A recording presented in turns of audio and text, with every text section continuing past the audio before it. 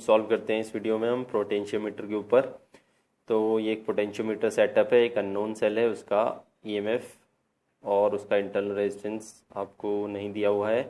हाँ, एक known cell which is 52 volt और रेजिस्टेंस 4 ओम। इस वायर का रेजिस्टेंस 100 ओम है और इसकी length 5 metre which is 500 centimetre है। तो आपको सबसे पहले बताना है current in the wire A B. आपको ये सेटअप ऊपर वाला कुछ ऐसे दिखाई देना चाहिए कि वायर ए बी है, इसका 100 ओम रेजिस्टेंस है, 4 ओम ये रहा, तो 104 ओम टोटल रेजिस्टेंस और 52 वोल्ट की बैटरी। तो I will be voltage upon total resistance which is 4 + 104। तो हाफ एम्पियर का करंट फ्लो करेगा ऊपर वाले सेटअप में। ओके, अब आपको बताना है potential gradient of the wire A B. इसके लिए पार्ट ए सॉल्व हो चुका है, पार्ट बी को सॉल्व करते हैं। इसके लिए सबसे पहले आपको वी ए बी पता होना चाहिए। वी ए बी के लिए I into R A B करेंगे। करंट हमने निकाल ही लिया है हाफ एम्पियर और resistance of A B which is 100 ohm से जब मल्टीप्लाई करते हैं तो आपको मिल जाता है 50 वोल्ट। अब ये पोटेंशियल ग्रेडियंट नहीं है, ये सिर्फ पोटेंशियल है जो वायर ए बी के अक्रॉस है, क्योंकि 2 वोल्ट इधर खर्च हो गया है। ये 52 का था, 50 इसके अक्रॉस है। अब ये देखते हैं कि पोटेंशियल ग्रेडियंट होगा पोटेंशियल अपॉन लेंथ। तो पोटेंशियल है 50, लेंथ है 5 मीटर, तो ये आ रहा है 10 वोल्ट पर metre. This is potential gradient, potential gradient. Okay, इस वायर के हर मीटर में 10 वोल्ट है। अब लास्ट पार्ट पर आते हैं। आपको बैलेंसिंग लेंथ बतानी है, जबकि आपको वो जो बैटरी अननोन ईएमएफ जिसको आपको बैलेंस करना है उसकी 25 वोल्ट की हो, तो बैलेंसिंग लेंथ क्या होगी। अब ध्यान से देखें, 10 volt in 1 metre, it implies 25 volt in 2.5 metre simply. तो पहले वाले के लिए जो बैलेंसिंग लेंथ होगी वो 2.5 मीटर होगी। इस केस के लिए बैलेंसिंग लेंथ 2.5 मीटर आने वाली है। और आप इजीली गेस कर सकते हैं, नेक्स्ट केस बैटरी खुद 10 वोल्ट की है और वायर ए बी के हर एक मीटर में 10 वोल्ट है। तो 10 वोल्ट को 10 वोल्ट से बैलेंस करने के लिए ऑब्वियसली 1 मीटर ही चाहिए। तो पार्ट 2 में बैलेंसिंग लेंथ आप ऐसे भी निकाल सकते हैं, E U by V A B is X by L, और हमें पता ही है V A B by L 10 है। तो E U is nothing but X into V A B by L which is potential gradient. E U भी 10 है, ये भी 10 है, तो एक्स की वैल्यू सेकेंड केस में आ रही है 1। और थर्ड केस अगर हम सॉल्व करने की कोशिश करें इसी मेथड से, तो हमारा E U is equal to V A B by L which is 10 into X. तो देखेंगे 10 इंटू एक्स इज 60, क्योंकि ई यू 60 दी है, तो एक्स की वैल्यू आ रही है 6 metre which is not possible. ये वही केस आ गया कि अगर आपका unknown EMF V A B से बड़ा हो गया तो आपको ऑब्वियसली नल पॉइंट नहीं मिलेगा। ठीक है, ये 60 है और वी ए बी आपका कुल 50 है, तो आपको इस केस में नल पॉइंट नहीं मिल सकता।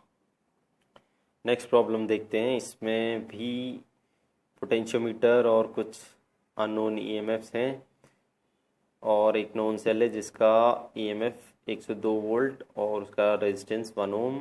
Resistance of wire A B दे रखा है 50। इन सेल्स की इन्फॉर्मेशन है 30 वोल्ट इसका ईएमएफ और 3 ओम इसका internal resistance and so on.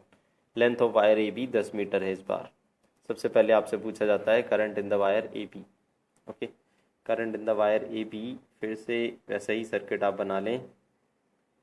ये 102 ओम, 1 ओम, और यहाँ आपको वायर ए बी का रेजिस्टेंस दिखाई देना चाहिए विच इज़ 100 ओम, तो विच इज़ 50 ओम, सॉरी 50 ओम। तो total resistance of the circuit हुआ 51, टोटल ईएमएफ हुआ 102, तो करंट की value I total EMF which is 102 divide by 51, तो 2 एम्पियर का करंट फ्लो कर रहा है यहाँ से यहाँ तक, हर जगह 2 एम्पियर फ्लो कर रहा है। इसको बोलते हैं अपर सर्किट। अब आपसे पूछा जा रहा है पोटेंशियल ग्रेडियंट, तो पहला पार्ट सॉल्व हो चुका है, दूसरे पार्ट पर चलते हैं। पोटेंशियल ग्रेडियंट वो कैसे निकालते हैं? सबसे पहले potential across A B is current into R A B. R A B दिया है आपको 50, करंट है 2 एम्पियर, आर ए बी है 50, तो ये 100 वोल्ट है पूरी वायर के अक्रॉस। ग्रेडियंट के लिए लेंथ से डिवाइड कर दें, लेंथ इज बाय 10 मीटर, तो 10 वोल्ट पर मीटर आ गया आपका पोटेंशियल ग्रेडियंट। ओके, तो नेक्स्ट पार्ट है null point when P is open. अगर पी को खुला छोड़ दें, मतलब कि क्यू या आर से कनेक्ट ना करें, तो नल पॉइंट क्या होगा? तो मीन्स इसको सिर्फ E1 बैलेंस करनी होगी। E1 की वैल्यू है 30 वोल्ट, 10 वोल्ट हर मीटर में है, तो 30 वोल्ट को बैलेंस करने के लिए कितना मीटर चाहिएगा? EU1 बोल देते हैं इसको VAB by L into X1। X1 की वैल्यू आने वाली है 3, 10 into X1 is equal to 30, X1 comes out to be 3। Okay, simple सा 30 वोल्ट का ईएमएफ 10 वोल्ट हर मीटर में है, तो 3 मीटर इसको पूरी तरीके से बैलेंस कर देगा, जिससे कि गैल्वेनोमीटर से करंट फ्लो नहीं करेगा। नेक्स्ट पार्ट है null point when P is connected to Q। अगर P और Q कनेक्ट कर देंगे, तो ध्यान से देखें, ये 2 सेल्स का कॉम्बिनेशन कहलाएगा। आपको नेट ईएमएफ निकालना होगा, ठीक है। तो थर्ड फोर्थ पार्ट पर करते हैं। सबसे पहले ई नेट, ये 2 सेल्स पैरेलल में हैं, तो आप बोलेंगे ई नेट हो गया E1 by R1 30/3 plus 12/6, 1/3 plus 1/6। E net की वैल्यू आ रही है 10 + 2 डिवाइडेड बाय 1/2 एंड मल्टीप्लाई होगा तो 24। 24 के लिए आप बोल सकते हैं this is the net EMF of the combination. Means in दो को जब कंबाइन कर देंगे, तो जो ईएमएफ आपको मिल रहा है ऐसे, इसको आप बोल सकते हैं same case it is equivalent to 1 cell connected to galvanometer जिसका ईएमएफ 24 वोल्ट है। तो अब आपको 24 वोल्ट को बैलेंस करना है। सिंपली बैलेंस करने के लिए आप क्या करें, फिर से VAB by L into X, case 2 ले लेते हैं, इज इक्वल टू 24। ये 10 है, तो X2 की वैल्यू आ गई 2.4। मीन्स जब P और Q कनेक्टेड होंगे, तो बैलेंसिंग लेंथ 2.4 मीटर पर आएगी। केस थर्ड में P को जब R से कनेक्ट कर दिया गया, तो इस रेजिस्टेंस की वैल्यू है 2 ओम। ओके, हम फॉर्मूले से भी जा सकते हैं या फिर हम लॉजिक से भी जा सकते हैं। इस केस को नंबर 5 बोल देते हैं, यहाँ पे 5 लिख देते हैं, ठीक है। जब P को हमने, अब नीचे वाला सर्किट आपको कुछ इस प्रकार दिखना चाहिए कि एक सेल जिसका ईएमएफ 30 वोल्ट है, उसका इंटरनल रेजिस्टेंस 3 ओम है, और एक आपने रेजिस्टेंस एक्स्ट्रा लगा दिया जो कि 2 ओम का है। तो ऑब्वियसली इससे गैल्वेनोमीटर कनेक्टेड है। यहाँ जो करंट फ्लो होगा वो आप इजीली कैलकुलेट कर सकते हैं, वो 5 एम्पियर होगा। सॉरी, 5 ओम का रेजिस्टेंस है, 6 एम्पियर करंट फ्लो होगा। तो आप बोलेंगे इन दो टर्मिनल्स के across VA and dash will be 30 minus IR, 6 into 3 which is 12 volt.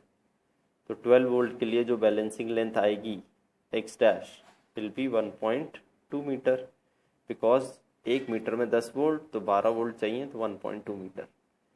Otherwise same question को आप एक वो जो हमने रिजल्ट निकाला था X dash by X is equal to external resistance, which is in this case this small r over small r plus r dash, which is r1. तो values डाल देते हैं. x डैश हमें चाहिए, x हमें पता है, बिना किसी के बैलेंसिंग लेंथ थी 3 मीटर और r की वैल्यू है एक्सटर्नल रेजिस्टेंस विच इज़ 2 ओम और नए वाले r प्लस r डैश की वैल्यू हो जाएगी 5. तो x डैश की वैल्यू आपको दिख रही है, this is 6 divide by 5 which is 1.2 metre. आप डायरेक्ट फार्मूला भी यूज़ कर सकते हैं, आप नॉर्मल कंसेप्ट का भी यूज़ कर सकते हैं. बेटर रहेगा आप कंसेप्ट का यूज़ करें, क्योंकि इस फॉर्मूले में कभी कुछ वेरिएशन लाकर इसको वो थोड़ा सा चेंज भी करवा सकते हैं.